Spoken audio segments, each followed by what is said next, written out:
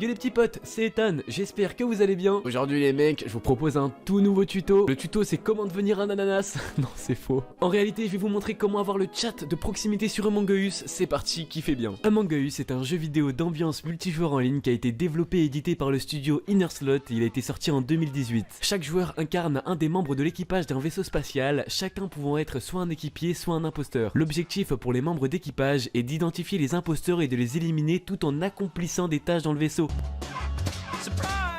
Tandis que l'objectif des imposteurs est de tuer tous les équipiers sans être identifiés. Aujourd'hui je vais vous présenter une nouvelle fonctionnalité qui est le chat de proximité comme sur GTA RP. C'est juste beaucoup plus drôle que Among Us de base. Vous pourrez vous approcher de vos camarades et puis également parler. Je vais vous montrer comment le configurer hyper facilement. Je vous explique le principe, c'est hyper simple. À la base vous avez Among Us donc qui coûte environ je sais pas 4€ sur Steam. Vous l'installez et tout, c'est hyper sympa et franchement ça vaut le prix donc n'hésitez pas à jouer avec. C'est pas du tout la peine de l'ouvrir au préalable. Je vais vous montrer pourquoi. Vous allez devoir aller sur internet dans le premier lien qu'il y aura en description. Normalement ça vous mettra sur le site GitHub, donc en gros c'est un site avec différents scripts etc qu'on peut télécharger. Il y a même des documents ou plutôt des applications en .exe que vous pourrez mettre sur votre PC. Ici l'extension qui va nous servir elle s'appelle CrewLink, donc faites attention parce qu'en fait il y a plein de choses différentes comme le source code, le latex YML, le CrewLink avec le block map. Il y a également le fichier en .exe, c'est le premier que vous voyez juste à l'écran. Juste ici on peut voir différentes fonctionnalités comme le fait d'avoir une superposition dans le jeu, de voir les fantômes qui hantent les imposteurs, d'écouter les imposteurs dans les events. On a aussi le sabotage des communications en désactivant la voix. Il y a différents bugs qui ont été corrigés au fur et à mesure du temps, donc comme ça c'est plutôt bien, franchement elle est grave bien développée. Ce que vous allez faire c'est que vous allez cliquer juste seulement sur le premier .exe, voilà vous le téléchargez, ça prend en général je sais pas peut-être 10 à 30 secondes si vous avez une mauvaise connexion. Allez il nous reste plus que 5 secondes,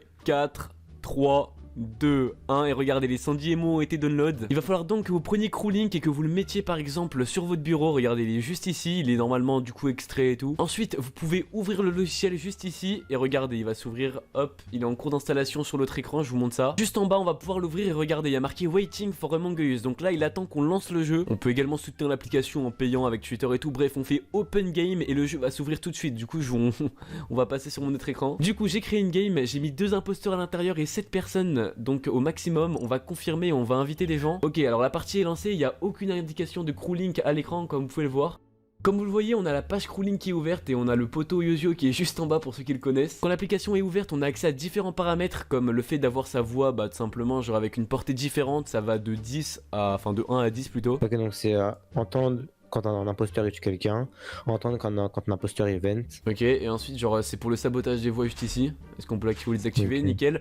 Ensuite les potes, on a juste ici les différents microphones que vous pourrez utiliser avec votre casque. Vous pourrez faire des tests de speaker et tout. Bah voilà du coup le test est en train d'être fait comme vous on peut activer un push to talk, donc c'est le fait d'appuyer sur un bouton pour parler pour ceux qui ne le savaient pas. Et ensuite on a la position de l'overlay, donc c'est le fait que ça s'affiche à gauche ou à droite quand on parle. Ah le code du lobby, on peut l'enlever. Ah bah je savais même pas. Bah du coup les gars on peut montrer ou ne pas montrer justement le code du lobby et désactiver le son spatial. Du coup les gars ce que vous faites dès que vous êtes dans la partie, vous appuyez sur CTRL R et ça va activer votre micro. Il faudra faire ça à chaque partie et puis si vous voulez vos mutes pour par exemple parler à d'autres potes sur Discord, vous appuyez une fois sur CTRL pendant la game et vous rappuyez et puis vous entendrez les gens. Si vous avez kiffé la vidéo n'hésitez pas à mettre un gros pouce bleu, abonnez-vous et puis à la prochaine.